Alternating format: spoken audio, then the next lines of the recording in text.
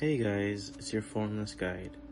Today we begin a journey through the great union of Sahasrara, the crown chakra, the profound mergence with everything.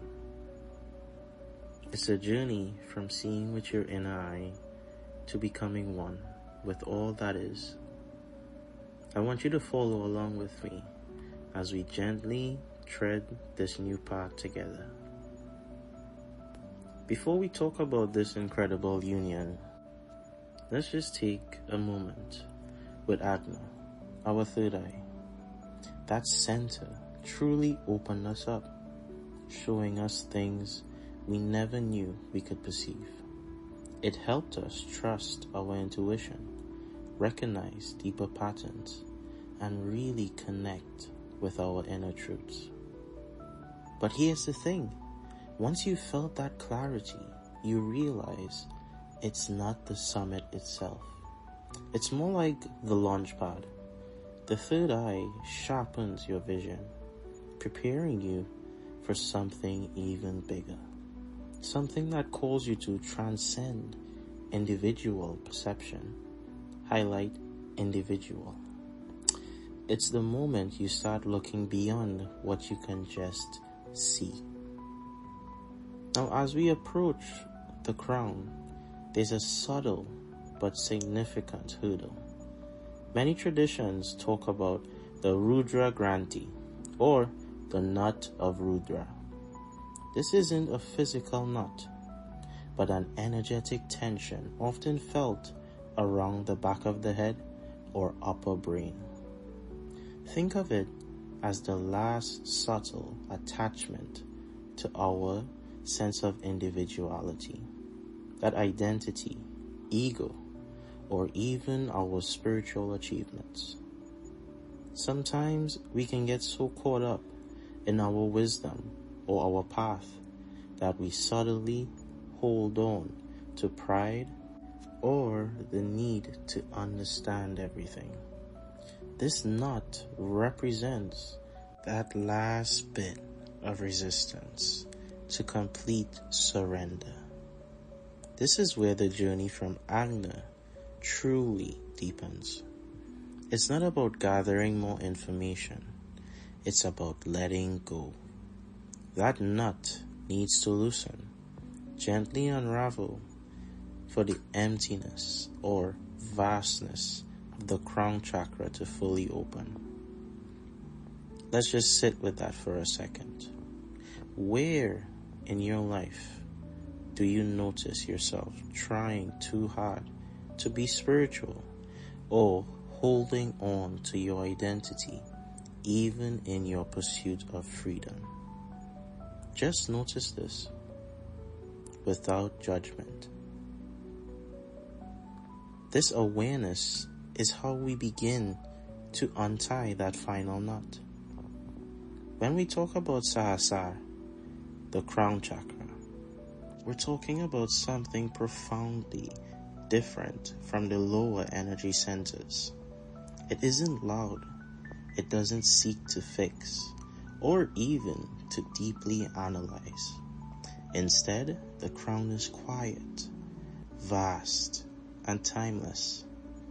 You might feel it as a profound lightness above your head, or as a clarity that transcends words.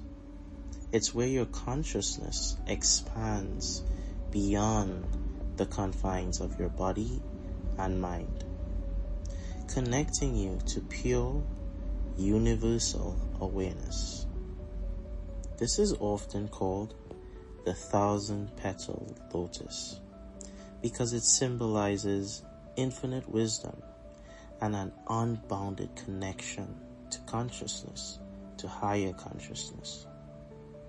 When Sahasrara truly awakens, it's not about gaining something new. It's about remembering what you've always been. It reminds you with absolute certainty that you were never separate to begin with. Sahasrara is the ultimate return to what has always been here, waiting for you to recognize it. This full activation of Sahasrara isn't just a peak experience. In many traditions, it is directly synonymous with enlightenment itself. It's the moment the individual soul, or Jivatma, fully recognizes and merges with the Supreme Soul, or Paramatma. This is the liberation, or the ultimate freedom from suffering, from the cycles of karma, and from the illusion of separation. It's not just understanding truth, it's embodying it. Sahasrara doesn't just pop open one day. It's more of a gradual unfolding, a deepening recognition that happens in stages. I want you to think of it like a flower, slowly opening its petals to the sun. Here are some stages you can use to assess, as well as use as guidance for when you approach this. Stage 1. The subtle stirrings. This is often the first hint, even before you might consciously recognize it as Sahasrara. You might experience moments of unexpected peace, a feeling of being deeply connected to nature, or sudden clarity that dissolves a long-held worry. Perhaps a fleeting sensation of warmth or tingling on the crown of your head during meditation. You might find yourself less bothered by small annoyances or feeling a spontaneous sense of interconnectedness with strangers. I want you to ask yourself, have you ever had a moment of pure, unexplainable peace, or a sudden feeling of deep connection, even if it only lasted a few seconds? What did that feel like to you? Take a moment.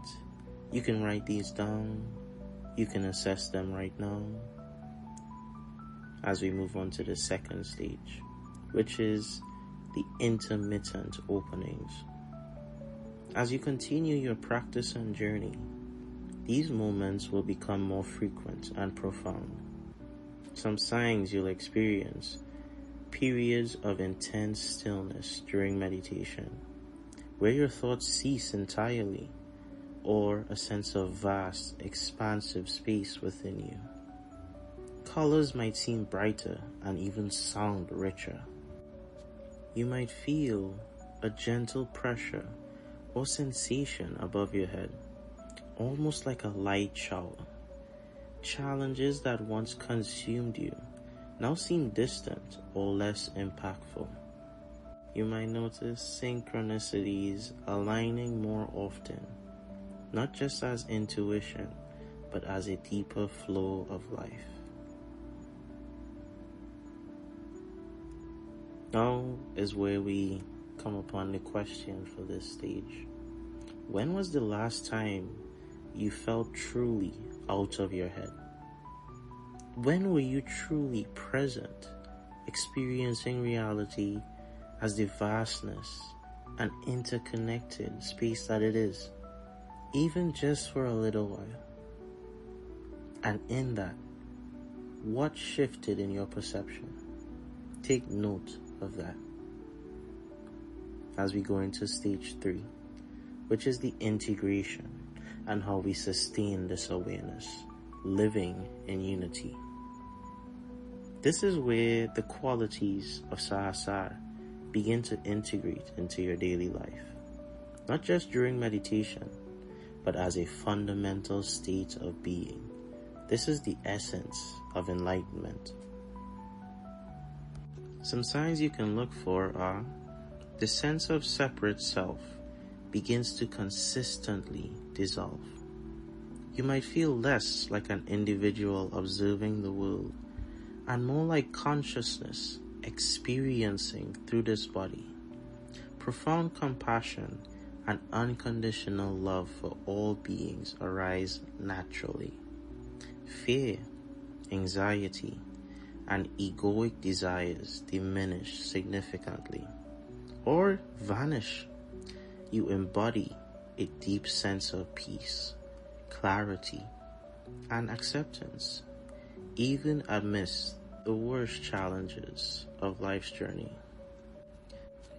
Your actions flow from a place of universal wisdom rather than personal gain. The Great Union isn't just a concept to you, it's your lived reality. Now I ask you, if you could simply be pure awareness without any rules, thoughts, or needs, tell me what would remain? How might that shift how you interact with the world around you? How would you be? How would you feel? How would you communicate with others? And how would you experience the reality of self now being disintegrated? Some practices we can use for this union is how we gently open the crown, like focus chakra meditation. While we might have focused on Ajna before, for Sahasrara, the focus shifts to simply resting your attention lightly at the very top of your head, or slightly above it. I want you to visualize a soft, expansive, ever-glowing light, probably violet, or it can be just a bright white, blossoming open like a lotus, or the sun. I want you to just breathe and allow yourself to expand into that feeling of openness, of spaciousness, of emptiness. Another practice we can use is mindfulness with a twist. Take your regular mindfulness practice deeper as you observe thoughts, feelings, and sensations. Notice how they arise and pass away within you. Then shift your awareness to the space in which they arise. Can you find the awareness itself? The pure consciousness that is observing? This simple shift helps you identify less with the content of your mind and more with the boundless container of your awareness. Another practice we can employ is Kundalini work, but with caution. For those on a more advanced path, specific Kundalini yoga practices can help direct vital energy upwards. However, this is where a major warning comes in. If you're exploring Kundalini, always seek guidance from a qualified, experienced teacher. This energy is potent, and proper guidance is essential for a safe and beneficial journey. Do not try to force it or go at it alone based upon books or online videos. Take the time and truly get to know Kundalini as an action, as an happening, because it is a happening. Now we're going to talk about the opposing force, attachment. As you progress on this path, especially towards Sahasrara, you'll encounter its primary opposing force, which is attachment. Not just attachment to physical things, but attachment to experiences, to spiritual insights, to identities, or even to the idea of enlightenment itself. Sahasrara is about ultimate liberation, and liberation means letting go of everything that binds you. If you become attached to the bliss, the visions, or the feeling of expansion, you create new subtle chains. The ego is incredibly clever. It can even attach to non-attachment. So the practice here is an ongoing surrender. Notice when you cling, when you want to recreate a specific feeling, or when you feel superior because of an experience. Just observe that attachment, acknowledge it, and then gently release it, after giving it compassion. The true gift of Sahasrara isn't something you can own. It's a state we dissolve into. Remember, the attachment to detachment forms an attachment. Thanks for walking this new path with us. Your crown is always there, always awake. It just needed quiet, stillness, and your gentle presence to fully blossom. Remember, the journey to Sahasrara is one of letting go, not gaining. The more you take, the less you will have. Learn to accept it, experience it, and let it pass like everything else. Until next time, keep tuning into that spaciousness within you, and trust what opens when the mind isn't leading. Trust your cosmic awareness. You are on a new path into enlightenment and beyond that. This is your Formless guide, signing off.